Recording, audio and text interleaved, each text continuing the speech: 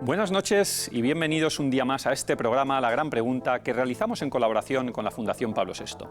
La semana pasada recordamos el Día del Síndrome de Down y por eso esta noche vamos a hablar de discapacidad. La sociedad piensa y diseña los entornos y servicios en función de lo que cree que es normal en las personas. Piensa, por tanto, en aquellas personas que caminan, que ven, que oyen, que comprenden. Pero ¿se tiene en cuenta a las personas con discapacidad? Es verdad que son muchos los pasos que se han dado hacia la normalización de la presencia de este colectivo en todos los ámbitos de la vida. Pero también es cierto que la diagnosis prenatal es cada vez más precisa.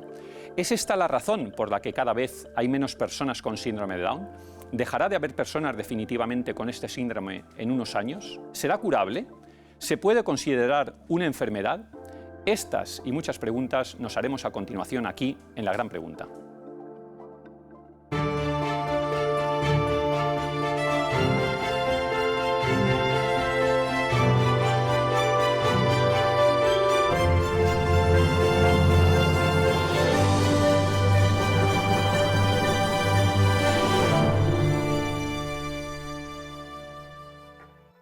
Esta noche, para hablar de un tema de suma importancia en nuestra sociedad, como es la discapacidad, tenemos el placer de contar con Avelina Alía Robles, fiscal de la Unidad de las Personas con Discapacidad y Mayores de la Fiscalía General del Estado, y con Íñigo Aggi, director comercial del Grupo Ilunion y consejero de Sostenibilidad e Impacto. Avelina, buenas noches. Buenas noches, Jesús. Buenas noches, Íñigo. Buenas noches y muchas gracias por la invitación. Nada, un placer de verdad estar aquí con dos personas que sabéis muchísimo de lo que vamos a hablar esta noche. Una fiscal, una persona que se ha dedicado toda su vida a la política, ahora en el ámbito de la empresa, a la discapacidad. Yo lo primero que quería preguntaros, reflexionando un poco sobre esta conversación, es ¿cuándo verdaderamente nos encontramos ante una discapacidad? ¿No? Porque preparando la conversación decía, bueno, si es que realmente todos, en cierto modo, nos sentimos con una falta de capacidad ante determinadas circunstancias, ante determinadas situaciones. ¿Cuándo podemos decir una persona tiene discapacidad o no tiene discapacidad? Supongo que hay un concepto más legal, Avelina. Pues sí, efectivamente.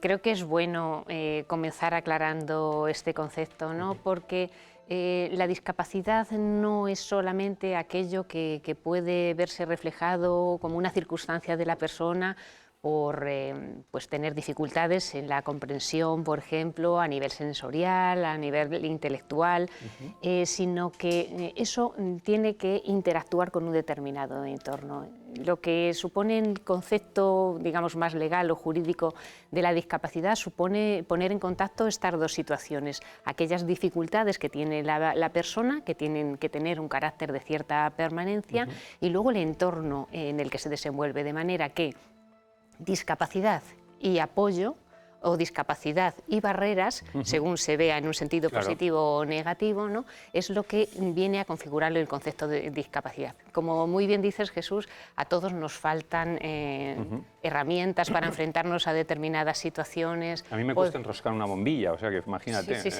soy muy torpe.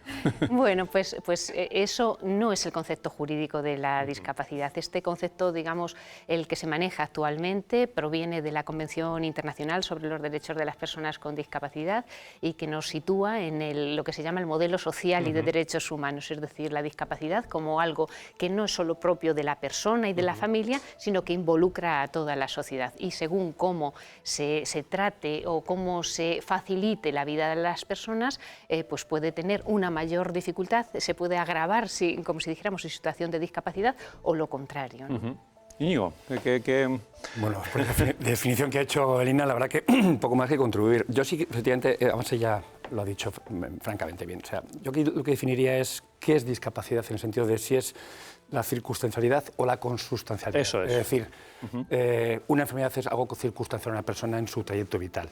Cuando es algo consustancial, cuando es algo de una condición, de su condición humana, efectivamente eso estamos hablando de una discapacidad. Y aquí entran dos conceptos que la Declaración Universal de los Derechos Humanos de las Personas con Discapacidad del 2006, que el Reino de España es uno de los primeros países firmantes, por cierto, en diciembre de 2008, para llevarlo a su ordenamiento jurídico, es primero entender que primero son personas, somos personas, y después viene esa condición, esa discapacidad. Pero primero personas. Ese es el gran cambio de paradigma antes y después de esa Declaración de los Derechos Humanos.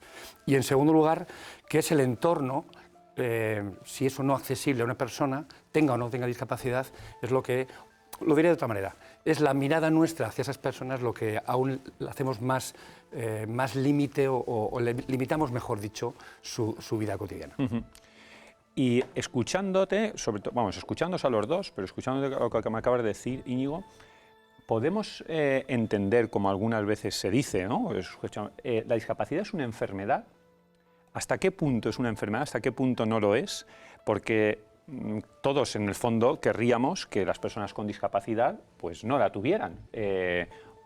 ¿O sí? Entonces, ¿dónde están esos límites, ¿no? De la enfermedad, de la salud, de la discapacidad?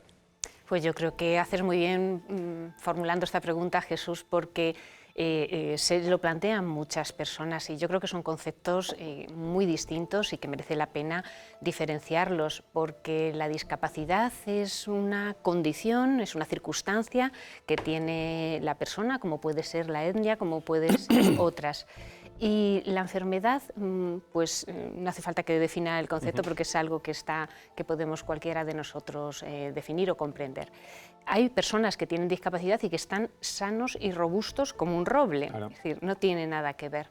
Y hay personas que tienen una enfermedad y como consecuencia de esa enfermedad que tienen, por ejemplo, desarrollan una discapacidad. Efectivamente. Entonces, a veces se da esa confluencia entre enfermedad y discapacidad, pero hay que distinguirlo muy bien porque, insisto, la persona con discapacidad no tiene por qué tener una enferma, efectivamente. Y hay circunstancias que pueden mejorar su calidad de vida y que se puede actuar precisamente cuando confluye esa circunstancia de la enfermedad. Pensemos en un síndrome de Down que puede tener una enfermedad pues asociada, como puede ser pues unas cataratas congénitas o cardiopatías, etcétera. Eso se puede tratar y se puede mejorar como cualquiera de nosotros cuando acudimos a un médico. Pero eso no significa que la discapacidad en sí misma sea... Al menos así lo entiendo. No sé, Íñigo. Yo en términos no tan técnicos como dice muy bien Avelina, es la discapacidad no se puede curar.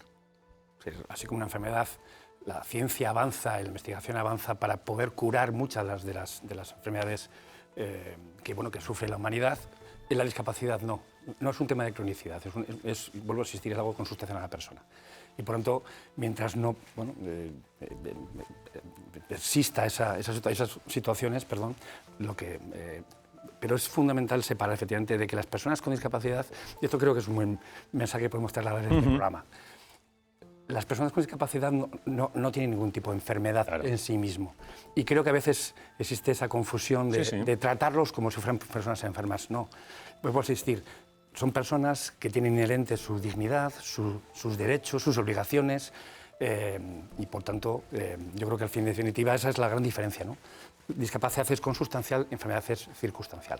Quizás por eso... Quizás por lo que muy bien habéis explicado, se habla más ahora de capacidades diferentes, en definitiva, ¿no? Y yo me pregunto sobre esto, permitidme que haga de un poco de abogado del diablo, ¿no? Y que os pique con cosas.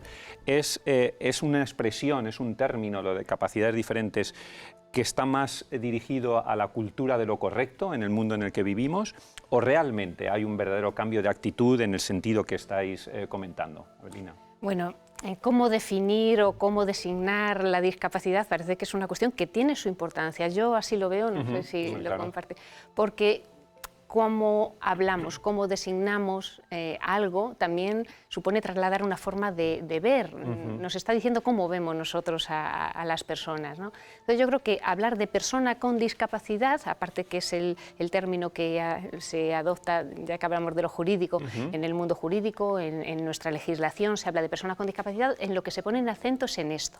Yo soy una persona y tengo una discapacidad, es algo que me acompaña, que supone una forma de ser, de estar en el mundo, que es distinta, pero no es peor. Entonces, partiendo de ese concepto o de esa clarificación, yo creo que nos aclara bastantes cuestiones. Y por otra parte, pensar en que todo lo que tiene que ver con inclusión depende también un poco de cómo se entienda el concepto de discapacidad. Cuando hablamos de capacidades diferentes o de necesidades especiales, etcétera, pues a lo mejor sí que es un intento de ser amable con el lenguaje y con las formas, pero creo que se puede partir de este otro que se propone, que está perfectamente asumido. sin perjuicio de que, en todo caso, es mejor que otras designaciones mucho más peyorativas y que estaban muy arraigadas en nuestro lenguaje y que prefiero no mencionar, pero bueno, en nuestra legislación hasta el otro día estaba el concepto de minusvalía o de minusválido, que lógicamente pues son obsoletas y además no son bien vistas y creo que no designan lo que es el concepto de la persona, no abarca el concepto global de la persona. Es verdad que el lenguaje es importante, ¿no, Íñigo? Fundamental. Creo que es una herramienta que puede construir, tender puentes o puede destruir. Totalmente. Yo voy a ser menos correcto que Avelina. Creo que la sociedad española ha habido un momento pendular, ¿no? De hace apenas unos años, del término subnormal, anormal, discapaz, deficiente, disminuido. Hemos pasado a un movimiento que es el de la corrección, la diversidad. No, o sea, creo que lo correcto, lo ha dicho muy bien Avelina y lo ha dicho tú, Jesús, son personas con discapacidad. Y eso es inherente a esa persona. Y quiero poner en valor esta referencia a las personas con discapacidad y recuerdo a los oyentes que somos 4,2 millones de personas con discapacidad, por lo tanto somos 4,2 millones de familias que en nuestro entorno tenemos. Luego, no es una minoría, somos muchísimos que nos duele cuando a veces hacemos esa referencia que antaño, ahora ya no, por fortuna, escuchamos. Pero quiero poner en valor, como decía, que la primera reforma de la Constitución del ámbito social ha sido precisamente en el artículo 49, en febrero del año pasado, que el Congreso y el Senado aprobaron la modificación de la referencia que decía la Constitución española, escrita hace 48 años, que hacía referencia como disminuidos físicos y psíquicos. Sí, sí. Bueno, pues por fin ya el término de personas con discapacidad ya está reflejado en esta Constitución y eso tiene que emanar al resto de leyes orgánicas que la van a desarrollar, ¿no? Y creo que esto es fundamental. El lenguaje, claro que es importante, pero son personas con discapacidad, no con diversidad y modos diferentes, no, personas con discapacidad. Más con absoluta normalidad. Mira, el otro día en la cola del cine estaba con un grupo y había detrás unos chicos, unas personas con discapacidad, y estaba escuchando la conversación y le decía el uno al otro: ¿te has traído el carné de discapacidad? Dice, no me lo he traído. Dice, ¿por qué? Dice, pues porque aquí te hacen descuento. O sea, que ellos mismos lo tratan con absoluta normalidad, los conceptos que son los que tienen que ser, ¿no? Y ahora os pregunto, y desde el otro lado, ¿cómo acepta la sociedad? ¿Cómo está aceptando la sociedad la discapacidad? ¿Cómo lo veis?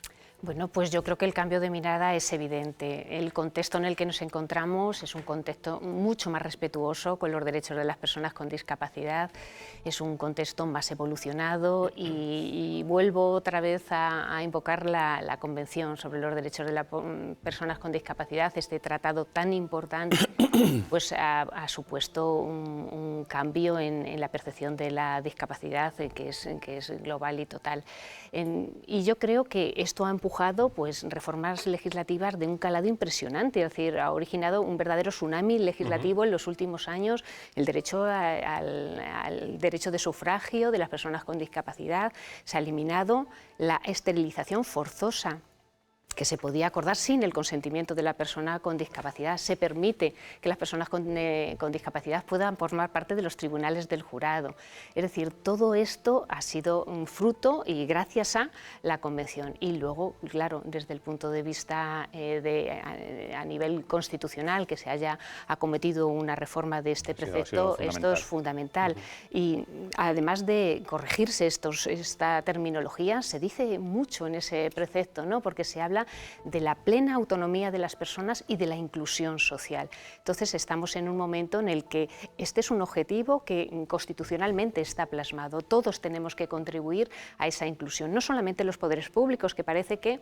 No, la sociedad civil, las empresas, todo el propio contexto social. Y Íñigo, a mí me gustaría preguntarte, cuando estamos hablando de la sociedad, ¿es diferente la manera, la sociedad, de percibir la discapacidad dependiendo de qué discapacidad es? Qué buena pregunta. Hombre, yo creo que sí. Y en términos de inclusión es mucho más complicada la discapacidad de las personas con discapacidad intelectual que cualquier otra discapacidad sensorial, orgánica, psíquica, mental, etcétera, etcétera. Pero hemos avanzado, Jesús. O sea, yo no quiero poner aquí ningún pero a la sociedad, a los avances de la sociedad española, pero sí que todavía creo que en términos de inclusión Hemos pasado la fase, digamos, de hostilidad, que antaño lo que hacíamos era, bueno, Apartarlos, esconderlos, meterlos en los manicomios. Hoy, por fortuna, ya vemos en la calle que conviven en comunidad, cogen el autobús público y están en todos lugares, ¿no? Ocupando el espacio que le corresponde. Pero sigo pensando que todavía nos quedan pasos. Nos quedan pasos por dar. Sin duda. Pues, con relación a lo que estáis hablando, la discapacidad convive en nuestro día a día. Me gustaría que pudierais ver esta entrevista que hace Nicolás, un chico con síndrome de Down, a otros jóvenes universitarios como él. Hola, me llamo Nicolás y mis amigos me llaman Nico. Encantado, Nico. Yo soy Gonzalo. Encantado de conocerte. Aquí te voy a hacer unas preguntas y tienes que contestar. Genial. ¿Crees que vas a poder aprobar tus estudios? Sí, sí. No tendré problema. Yo creo que estoy capacitado para hacerlo.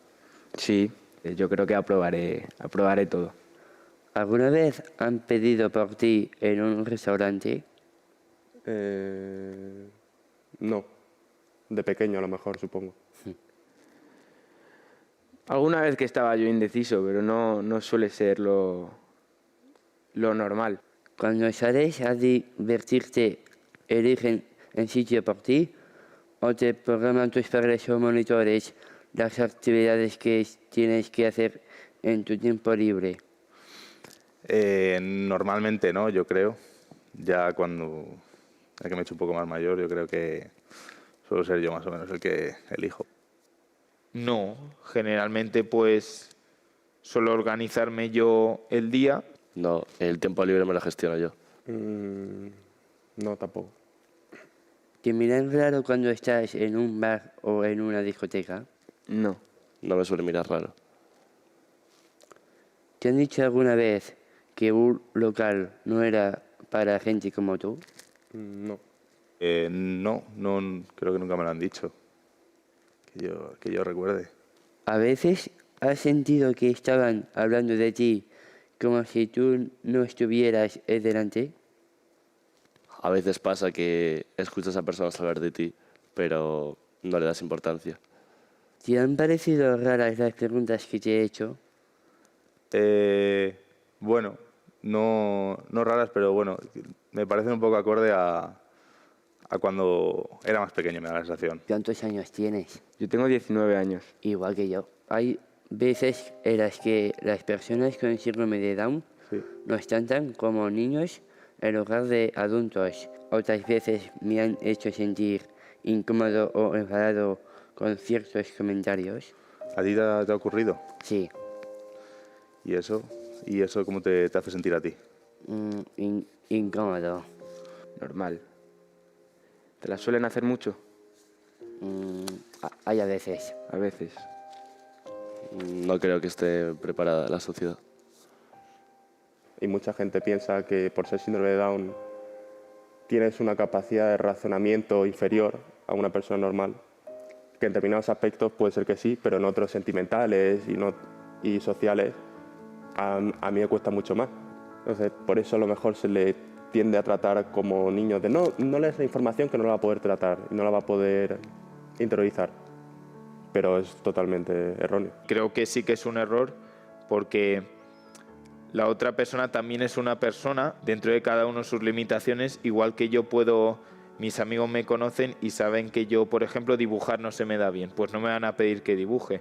Pues dentro de eso, tratarnos todos como personas iguales creo que es lo que nos hace sentirnos bien y valorados. Por este chico que te digo que conozco, al hablar con sus padres y tal, muchas veces me han transmitido como que muchas veces se sienten juzgados porque tenga síndrome de Down o mucha gente les trata de manera demasiado distinta a la que debería. Creo que la sociedad ahora mismo a día de hoy no está preparada, pero deberíamos ir en camino de hacerlo cuanto antes. Bueno, pues este es un experimento que hicimos en la Fundación Pablo VI hace una semana, donde cogimos a estos chicos universitarios del Colegio Mayor Pío XII, que no sabían nada. Les pusimos allí, mira, os va a hacer unas preguntas Nicolás. Y realmente la reacción que habéis visto es una reacción real. Sí. O sea, lo que habéis visto es tal cual. Dan y nuestro departamento de comunicación. Fijaros ¿qué opináis? No, me parece maravilloso el cambio de los alumnos que se llaman sin discapacidad en esa interacción con una persona con discapacidad, en este caso Con Nicolás. Con Nicolás, ¿no? Y eso es lo que precisamente quiero contar a los cuatro vientos, ¿no? En la interacción de la convivencia con una persona con discapacidad, claro que sale estimulada, enriquecida esa persona con discapacidad, pero yo estoy convencido que el que más sale estimulado, enriquecido y más humano, por decirlo así, es la persona sin discapacidad que convive. Y creo que el gran error que tenemos la sociedad, claro que hay egoísmo, pero que hay un enorme desconocimiento. Y creo que estas experiencias como la que habéis propuesto, que enhorabuena, por cierto, me parece que es el mejor modo, el mejor camino de la inclusión real, que es convivir. Convivir sin más. Uno más. Totalmente de acuerdo. Creo que es algo enriquecedor, es decir, convivir con la discapacidad. A veces no se siente eso, ¿no? Se piensa que, bueno, que la discapacidad es el espejo en el que nadie se quiere mirar, es algo que nos recuerda pues, nuestra naturaleza finita, nuestra naturaleza limitada. Esas concepciones, bueno, yo creo que están bastante arraigadas en el imaginario colectivo, pero la discapacidad es mucho más. Las personas con discapacidad, claro que pueden, claro que saben, y claro que deben y claro que quieren. Ahí estamos viendo a Nico enfrentándose, bueno, en un espacio que es difícil, que puede ser... Claro, él tiene cámaras delante, tiene que entrevistar a chicos que son como él, pero, ojo, que ¿sabes? Entonces, colegio mayor universitario, en fin, da respeto, claro. Y esas oportunidades para superarse a uno mismo yo creo que son fundamentales. Nosotros, ya no solamente, pues eso, como decíamos antes, los poderes públicos, las empresas, la sociedad, cada uno de nosotros debemos intentar dar oportunidades a las personas con discapacidad. A veces cito una frase de Goethe que comentaba que trata a una persona como lo que es y seguirá siendo como lo que es, y trátalo como lo que puede y llegar a ser y se convertirá en quien puede llegar a ser. Los psicólogos lo llaman la profecía autocumplida, ¿no? Es el estudiante que dice no apruebo, voy a suspender. Claro, efectivamente. Entonces, claro que es muy importante este papel de estímulo, de impulso hacia las personas y que me parece que además hacéis muy bien. De empujarles y decir, oye, venga, vamos, ofrecer, que se puede dar oportunidades. A veces también se ve como que, bueno, es que este trabajo que lo desarrolla una persona con discapacidad parece que me correspondería a mí, ¿no? Pues no, nos corresponde a todos y es importante que haya políticas de discriminación positiva. Y vamos a salirnos ahora un poco de las personas con discapacidad y vamos al entorno. Porque, bueno, pues las personas con discapacidad tienen su discapacidad, pero lo vivimos también los entornos, el entorno familiar, el entorno social, el entorno laboral. ¿Cómo se vive eso, Íñigo? Bueno, yo creo que como sociedad en la que vivimos actualmente, Jesús, que es la de lo aparentemente perfecto todo, en las redes sociales, en la puesta en escena, en las conversaciones, yo creo que el hecho de tener la discapacidad cercana es tener conciencia, muy bien Evelina, de la fragilidad, de la vulnerabilidad humana de las personas. Y por tanto, desde esa vulnerabilidad verlo como un punto de apoyo, un punto de fuerza para encarar la vida como viene, ¿no? Yo siempre he dicho que en mi casa no elegimos tener una hija con discapacidad intelectual, lo que sí elegimos mi mujer y yo es con qué libertad y con qué actitud encarar la vida con ellos y sus hermanos, ¿no? Y eso creo que es la gran reflexión o el gran mensaje que creo que tengo humildemente después de convivir con 16 años con mi hija y los años que nos queden con ella. Pero eso es entender que en la vulnerabilidad y la fragilidad que vivimos en el COVID, pero que ya nos hemos olvidado, es donde recogemos la fortaleza del ser humano. ¿Cómo recibe la noticia la familia? ¿Cómo recibe una familia esa noticia de que bueno, pues vas a tener un hijo con síndrome de Down, por ejemplo? Bueno, pues es muy importante cómo te transmiten la noticia, ¿no? Porque generalmente, o en muchas ocasiones, hay parejas, ¿no? que tienen un ideal ya cuando casi desde el momento mismo de la concepción ya están haciendo planes de futuro para sus hijos, ¿no? El hijo ideal sería este que, bueno, que va a ser astronauta, que va a ser... Y luego, bueno, pues te das cuenta con el paso del tiempo que a lo mejor el hijo ideal es el hijo que tienes, y ese hijo ideal puede ser perfectamente el hijo con discapacidad.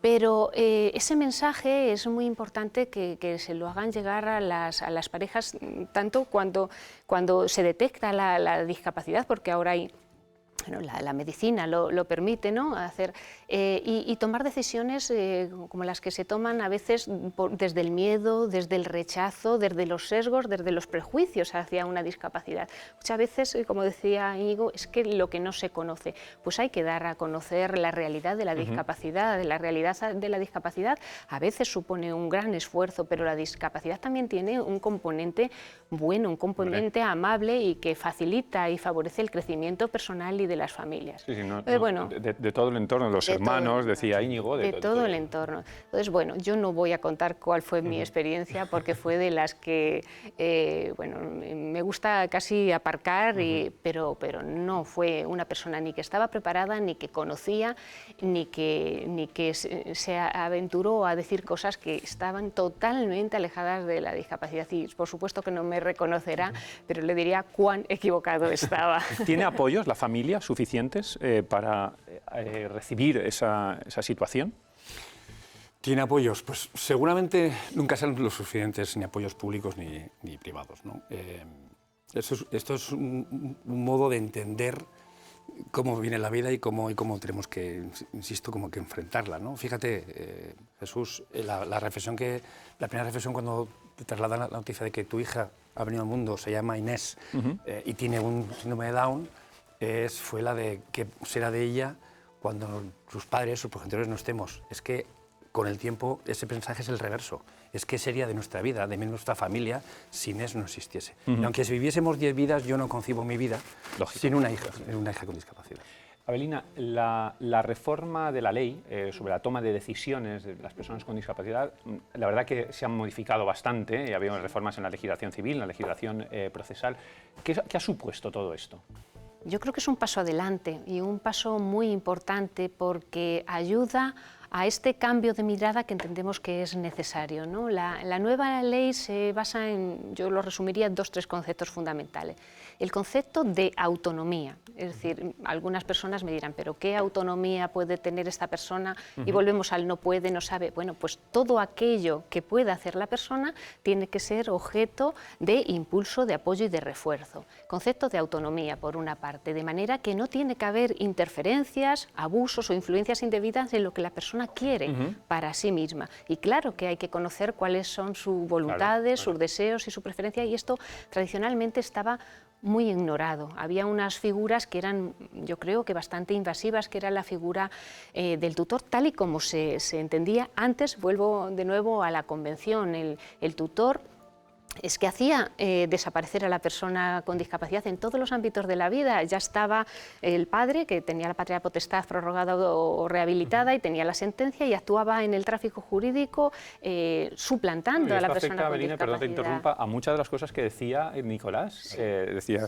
es que deciden por mí el ocio, deciden por mí qué tengo que estudiar, deciden por mí qué tengo que hacer, y el otro le decía, bueno, a lo mejor cuando era pequeño me pasaba esto, pero ahora no, ¿no? ¿Verdad? Es esto en realidad. Totalmente. Entonces, poner el foco en esto, yo creo que sirve también para emancipar a las personas con discapacidad. Esta palabra que se usa ahora mucho, empoderar a las personas con... Hemos visto a Nicolás, yo creo que él es perfectamente conocedor de sus derechos, de lo que está haciendo, de lo que quiere y lo que desea.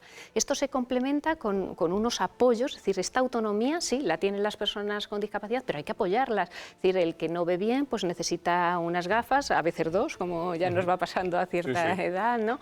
O necesita una rampa para acceder a un determinado edificio o espacio público-privado, y todos estos apoyos tienen que ir dirigidos a eso, al máximo respeto de la autonomía de la persona y no interferir en sus decisiones. Esto supone abandonar un poco este modelo tan proteccionista, tan paternalista, pero ojo, también es legítimo que los padres, las familias, podamos tener ciertos reparos y queramos que nuestro hijo, cuando toma una decisión, lógicamente la tome bien informado. Y hay veces que tampoco ese proceso es posible, pero hay que agotar las posibilidades de que ese proceso de toma de decisiones sea tal, ¿no? Bueno, en el ámbito electoral, Íñigo, tú has sido uno de los adalides de la promoción de que pudieran votar. El delegado en tu tiempo en la política con el legislador. Así es. Bueno, y además quiero recordar que fue la única ley orgánica votada unánimemente en los últimos 15 años en la Cámara Baja de los Diputados. Lo decía antes, es verdad, ha habido grandes conquistas sociales en el ámbito de la discapacidad, porque la discapacidad ha logrado ser argamasa ya no solo de la sociedad civil y cívica, sino también a nivel de los partidos políticos y de las ideologías distintas. Y eso creo que hay que poner en valor. Creo que es posible en este momento de polarización política encontrar un punto de encuentro. Sí, la discapacidad, las personas con discapacidad han sido, pero tenemos muchos retos que hacer con el ámbito laboral, con el ámbito del ocio, pero bueno, paso a paso. Muy bien, pues tenemos muchas cuestiones que seguir hablando de esto, de laboral, en el ámbito laboral, inclusión, etcétera. Pero vamos un momentito a publicidad y volvemos enseguida. Perfecto.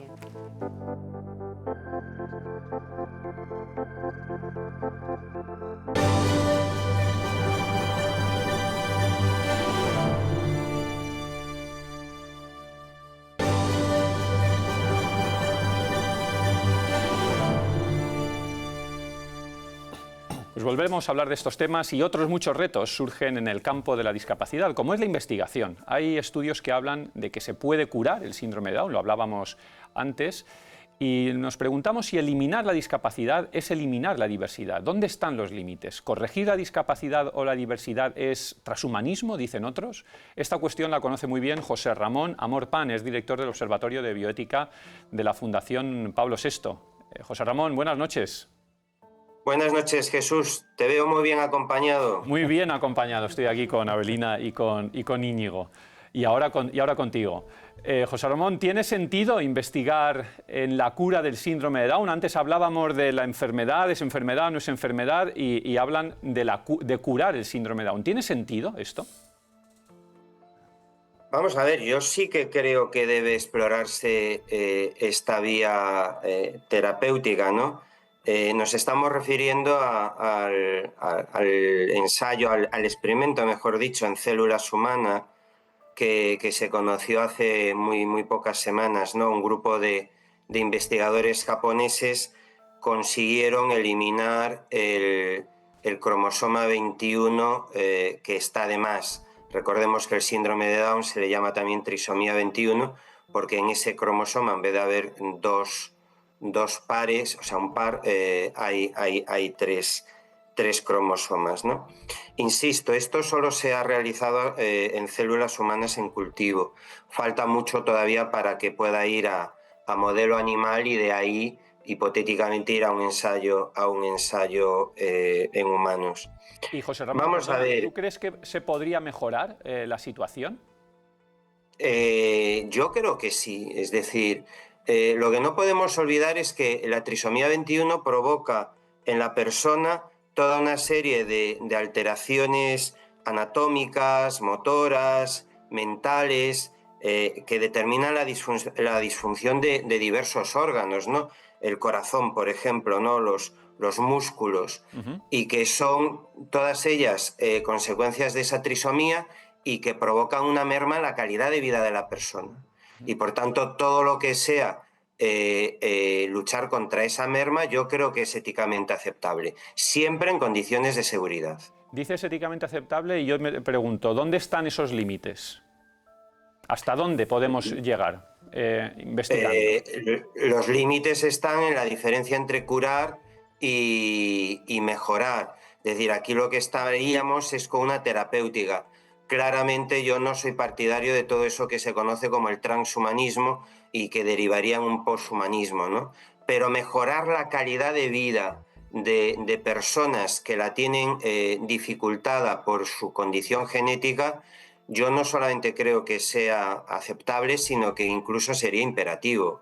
Y de hecho, con todos los tratamientos que hay, simplemente que son tratamientos que no van al fondo, que no evitan esas consecuencias, sino que solamente la palían, todos los padres, todas las familias estamos de acuerdo que si no la atención temprana o que si no la incorporación al mundo laboral, ¿no? de las personas con síndrome de Down, el tratar de mejorar su calidad de vida. Y José Ramón, has empleado antes la palabra transhumanismo. Vivimos un poco en ese fenómeno de mejorar, ¿no?, del superhombre. ¿Esto no se puede poner en conexión también con la discapacidad y decir, pues en la medida en que todos queremos mejorar, también la discapacidad puede mejorar a través de eso que se llama, eso que tú has denominado el transhumanismo? Claro, pero el transhumanismo lo que busca es acabar con toda discapacidad, con toda enfermedad, es decir, tú empleabas el término superhombre, ¿no? Lo que busca es la creación del superhombre, que vivamos más, que vivamos con mayores capacidades. Yo creo que eso nos mete en un embolado que es abrir un melón muy complicado, pero que de hecho se está abriendo, ¿no? Es decir, y el desarrollo de la inteligencia artificial conjugado con la robótica y la nanotecnología está ya teniendo muy buenos resultados. Yo creo que ahí tendríamos que ser mucho más cautos, ¿no?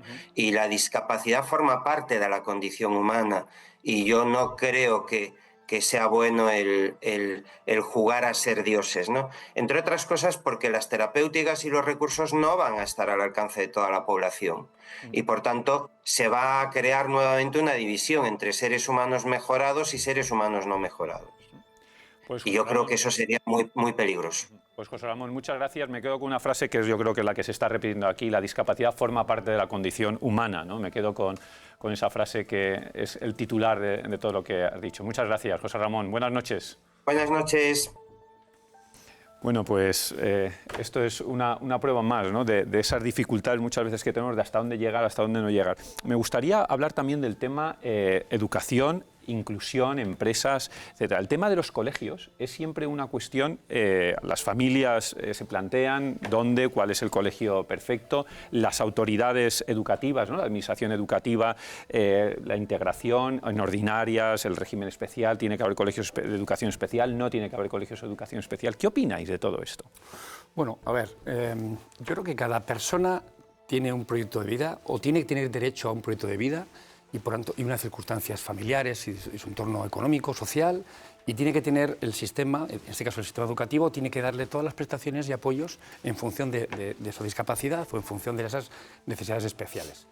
Por tanto, tiene que convivir modelos en los cuales haya escuela ordinaria inclusiva, en el que haya unidades de apoyo para que ese alumno o alumna siga el recorrido que pueda con esos apoyos, ¿vale? Y luego también tiene que haber, para que las familias libremente elijan, si tiene que haber un colegio de educación especial donde, bueno, pues tienen otros apoyos, digamos, mucho más especializados, ¿no?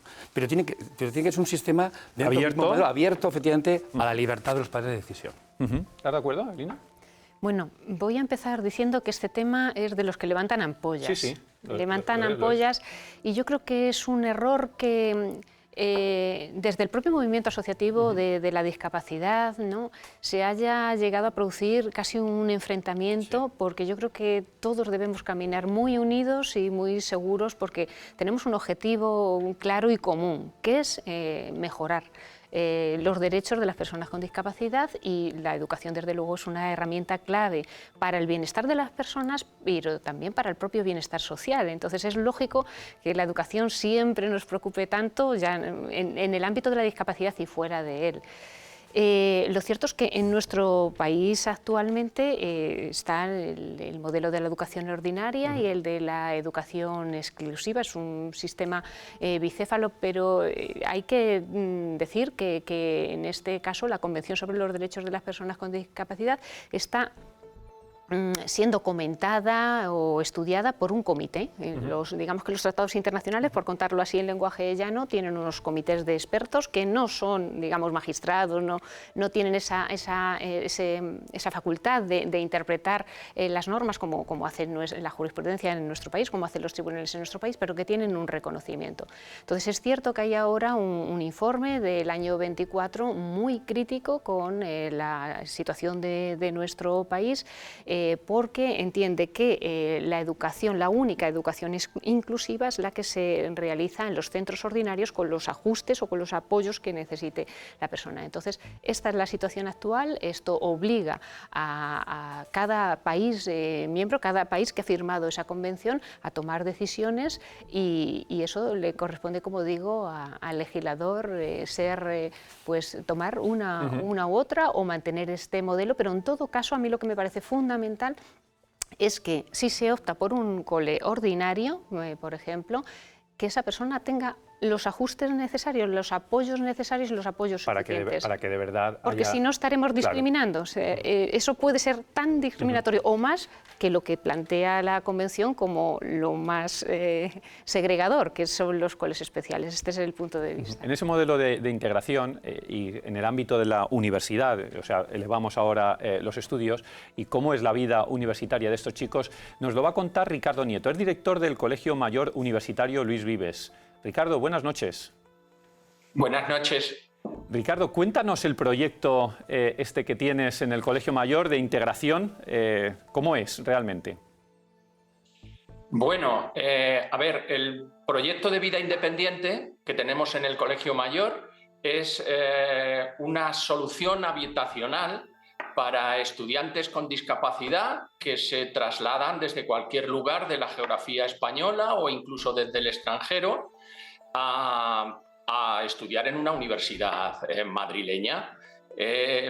Muchas veces hablamos de los estudiantes sin discapacidad y de las dificultades que tienen para encontrar soluciones habitacionales en Madrid, porque cada vez hay menos pisos para estudiantes, porque están más caros, la oferta se ha reducido, porque las nuevas residencias son muy caras, porque tienen que obtener unas notas de corte muy altas, pero no nos hemos parado a pensar si además de todos esos problemas, ese estudiante vive en un pueblecito de León y tiene una gran discapacidad y necesita de asistentes personales las 24 horas del día. Y ese estudiante tiene los mismos derechos y tiene que tener las mismas oportunidades para poder trasladarse a Madrid y estudiar en una universidad madrileña que el resto. ¿Quién se ocupa de ellos? Pues bonito proyecto y como tú dices, ¿quién se ocupa de ellos? Vosotros que os ocupáis de ellos, ¿cuáles ves que son las principales dificultades que ellos tienen, que estos chicos tienen? Bueno, en el Colegio Mayor tenemos aproximadamente el 10% son estudiantes discapacitados. Ajá. Nosotros tenemos unos 230 estudiantes, tenemos unos 200 sin discapacidad y el resto son discapacitados. Tenemos todo tipo de discapacidades. Tenemos síndrome de Asperger, implantes cocleares, tenemos bastantes colegiales ciegos que nos vienen a través de la Escuela de Fisioterapia de la ONCE, que está adscrita a la Universidad Autónoma, y luego tenemos grandes discapacitados, tetraplégicos en silla de ruedas. Quizá estos son los que necesitan más ayudas y las ayudas las reciben porque nuestro proyecto también es un modelo de vida en común que está basado en la convivencia entre estudiantes sin discapacidad y estudiantes con discapacidad. Es decir, son sus compañeros sin discapacidad los que hacen de asistentes personales para ayudarles a levantarse, a acostarse, a comer o a vestirse. Y en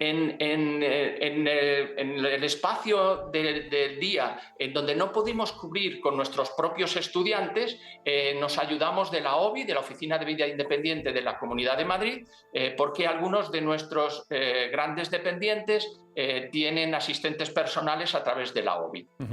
Pues Ricardo, muchísimas gracias, pero sobre todo enhorabuena y felicidades por ese proyecto tan interesante y tan bonito y con el que tanto ayudáis a estas personas. Muchas gracias. Gracias a ustedes. Gracias, Ricardo. Bueno, pues otro proyecto más interesante, ¿no? En el ámbito de la universidad, en el ámbito de la empresa, que te voy a contar, a ti, Íñigo, estás en Ilunion, una de las grandes empresas donde ha hecho una verdadera apuesta por integrar de verdad a esas personas con discapacidad. Pero poniendo un poco en conexión todo lo que habéis hablado, me pregunto, hemos pasado de un paternalismo inicial, algunas veces escondido, como tú decías, Íñigo, a esa autonomía que tú nos explicabas antes que le hemos dado ¿Y pueden ser que estén más expuestos ahora?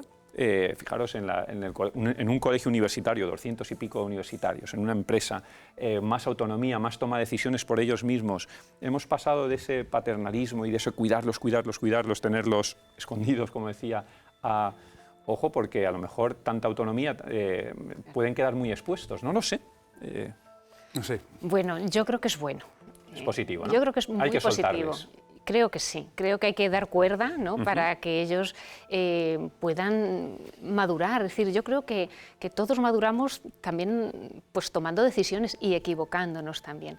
Es cierto que cuando se habla del derecho a equivocarse en las personas con discapacidad, a mí eso me da un poquito de apuro, porque para equivocarnos primero hay que conocer muy bien qué opciones tengo y también qué consecuencias, y si yo voy a ser capaz de reaccionar frente a aquellas dificultades o a aquellos problemas que me surgen, ¿no? Porque no solamente decidir, sino afrontar las consecuencias. Entonces, es lógico que se tengan que tomar salvaguardas. Seguro que en este proyecto universitario las están tomando, seguro que quienes son apoyos o asistentes personales de otros alumnos son personas que tienen una especial vocación de ayudar, una especial empatía, son solidarios. Es decir, que todo eso, lógicamente, supone ya establecer unas salvaguardas, establecer unas atenciones y unas precauciones que yo creo que son lógicas y necesarias. Si exposición, Jesús, es participación en la vida social, bienvenido sea. Y creo que ese es un buen indicador. O sea, si lo estamos viendo en todos estos proyectos. Bueno, eso es un avance como país, como sociedad de nuestro tiempo. Y creo que, insisto, que tenemos muchísimo por hacer, pero sigue existiendo todavía, y esto lo digo también a muchas familias como la que conozco todavía, que si hay algunos indicadores que nos están dando el camino de que vamos en buen camino. Es decir, la esperanza de vida de las personas con discapacidad se ha incrementado en los últimos 30 años en 25 años. Hoy una persona con síndrome de Down tiene una esperanza de vida de más de 62 años. Hace apenas 20 años no llegaba a los 40. Pero entonces es un indicador de plenitud, de bienestar y de bien ser, ¿de acuerdo? Luego, otro indicador es la empleabilidad de estas personas.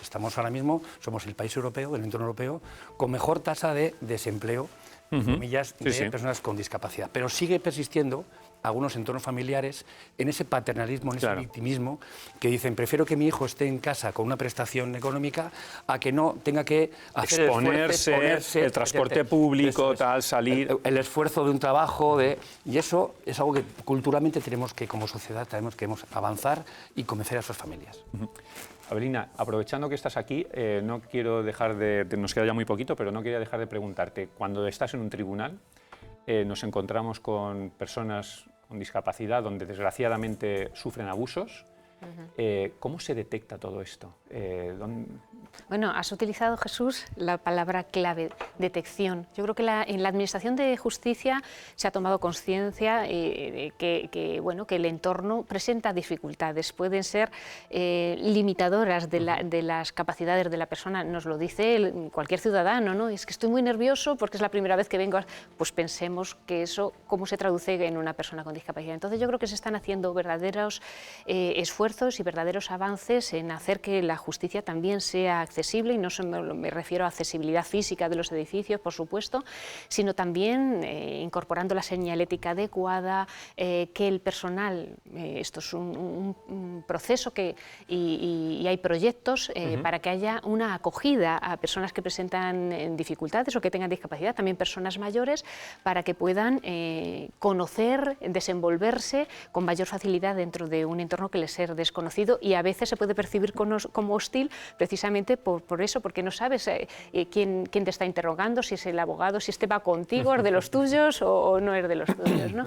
Entonces, yo creo que ahí tenemos un reto muy grande en la Administración de Justicia, y que se ha tomado conciencia de esas dificultades, hay voluntad de ayudar, se cuida, por ejemplo, cuando se va a entrevistar a una persona con discapacidad, se cuida el entorno, se buscan espacios que sean más amigables, se busca, pues, por ejemplo, que en ciertas discapacidades en los que la luz puede ser un componente que le perjudique. Sí, o sea, dependiendo un poco de las circunstancias de cada caso, ¿no? Nosotros, como sociedad y como Administración Administración de Justicia nos adaptamos a la persona y no la persona a nosotros.